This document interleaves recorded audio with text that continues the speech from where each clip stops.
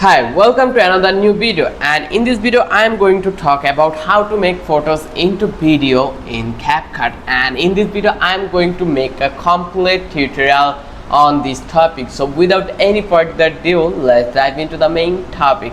So first of all, I need to be insert a media on our CapCut. So we already have. If you want to add a new, just click over here and you can create a folder, or you can just do it by drag and drop. So the process is really easy. If you click on media, then you will able to see this media in here. So I am going to drag it down in the next section, and here we are allowed to edit everything you want. So I am going to decrease the panel size, and it will be only 2-second video. So this is a picture, static picture, there's no changes. I am going to change the size, and now I think it's totally sizable for my YouTube ratio. So now I am going to add some effect. So you can do it by this effect, or you can do it transition, you can use filter, you can adjustment also. So I'm going to add some effect that will be okay for my design. So I think this may be good.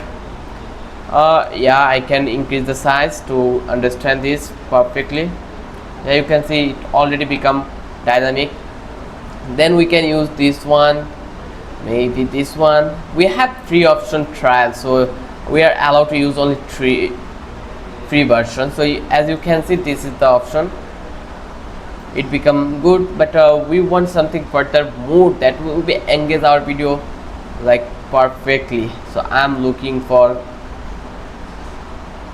so that's okay. Let's, like, you can scroll down and you can find out whatever you want from this effect option.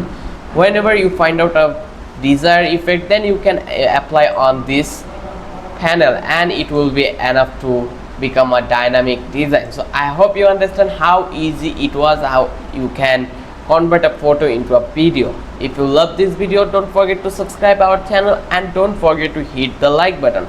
Till then, have a good day. I will catch you in the next video.